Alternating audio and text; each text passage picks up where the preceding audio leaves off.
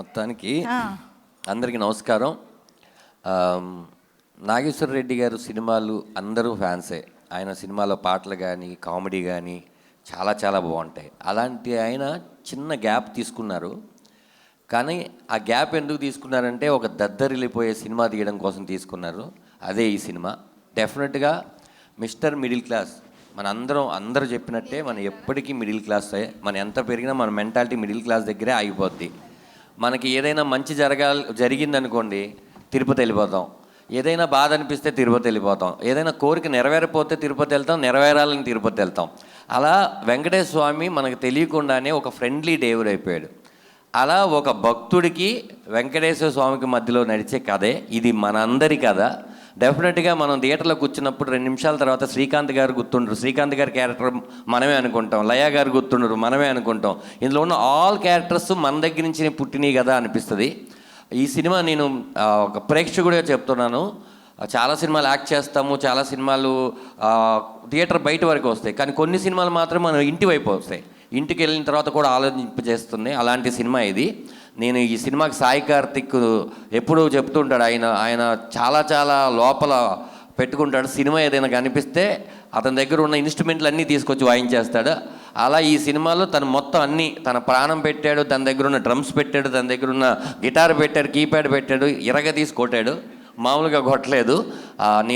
నేను రాజేంద్ర ప్రసాద్ గారు introduction scene చూడడానికి వెళ్ళానండి. చూసిన తర్వాత నేను అలాగే ఉండిపోయి ఇంటికి వెళ్ళి సరే ఏమైతే అయింది, రాత్రి 8 అయింది పర్లేదు అనుకుని రాజేంద్ర ప్రసాద్ గారికి ఫోన్ చేసి ఒక పావు గంట మాట్లాడాను. సార్ నేను వెంకటేశ్వర స్వామిని చూస్తున్నట్టే ఉందండి, ఆ మ్యూజిక్ అవన్నీ చూసిన తర్వాత నా వల్ల కాలేదు, ఎట్టి పరిస్థితుల్లో మీకు కాల్ చేయాలి అని చేశాను సార్ అంటే ఆయన కూడా ఏమన్నారంటే అంత నా గొప్పతనం ఏం కాదమ్మా, నాకు ఆ క్యారెక్టర్ అంటే నాగేశ్వర రెడ్డి గారిని ఆయన నాగి అని పిలుచుకుంటారు, ఆయన వేయించారు, చాలా సంతోషంగా ఉంది, నీకు నచ్చింది కదా, నీకు అంటే ఒక ప్రేక్షకుడిగా నీకు నచ్చిందంటే నేను కూడా బాగా చేసినట్టే కదా అన్నారు.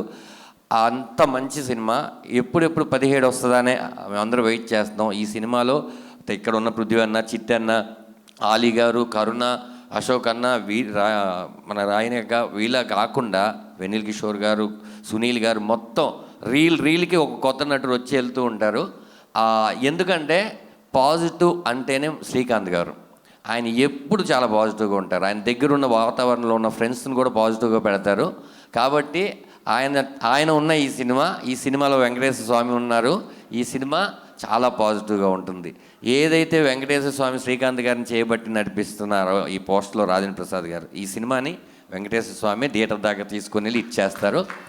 మీ అందరు మిడిల్ క్లాస్ వాళ్ళందరూ కూడా ఈ మిస్టర్ మిడిల్ క్లాస్ సినిమాకి వచ్చి ఈ సినిమాని చూడవలసిందిగా నేను రిక్వెస్ట్ చేస్తున్నాను. Thank you so much. ఆలన్న, మామూలుగా మీరు స్టేజ్ మీద ఉండి ఏదైనా ఒక 10 రూపాయలు 20 రూపాయలు ఇస్తే సెంటిమెంట్గా వర్కౌట్ అవుద్దంట కదన్నా, అలా ఒక 500 గూగుల్ పే, ఫోన్పే. నిజం, ఆయన ఈ సాంప్రదాయాన్ని మొదలుపెట్టారు. ఆయన చేతి వాడడం ఇలాగే తీసుకుని ఇప్పుడు ఈ 2000 తీసుకున్నా, 2500. ఇన్ని ఈవెంట్లు చేశాను, నాకు ఈ కిటుకు తెలియలేదే అలీ గారు, నేను కూడా నిలబడ్డా క్యూలో. మీరు ఇవ్వాలి సార్ ప్రొడ్యూసర్గా. నేను యముడిని మర్చిపోయాను, ఈ విషయం చెప్పాలి. అసలు ఈ సర్ప్రైజ్ ఏంటంటే ఈ సినిమాలో నాగేశ్వర రెడ్డి గారు ఏమయ్యా నువ్వు ఇంట్లో యముడు అన్నాడు. సార్ యముడా, మీరు కరెక్ట్గానే అన్నారు, నేను కరెక్ట్గానే విన్నా, నువ్వు యముడు అంతే అన్నారు. ఓ యముడు ఇంత సన్నగా కూడా ఉండొచ్చారని నాకు అప్పుడు అర్థమైంది.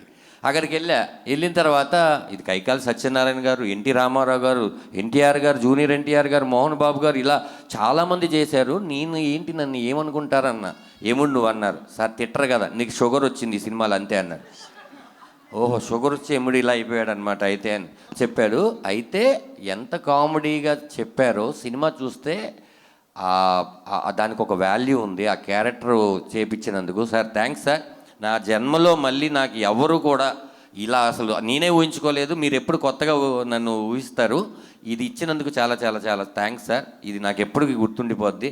అలాగే లయ గారు, శ్రీకాంత్ గారిని చూస్తే నిజంగా భార్య భర్తలు ఈ పచ్చళ్ళు కూరలతో తిట్టుకుంటున్నారు. ఇది చూసిన తర్వాత కొత్త తిట్లు మీరు భార్య భర్తలకు అలవాటు చేసిన వాళ్ళు అవుతారన్న.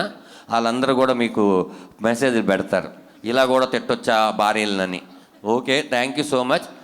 ఈ అవకాశం ఇచ్చినటువంటి చందు గారికి, జీకే గారికి మనస్ఫూర్తిగా కృతజ్ఞతలు చెప్తూ తెలియజేసుకుంటున్నాను. 17 థియేటర్లో కలుద్దాం.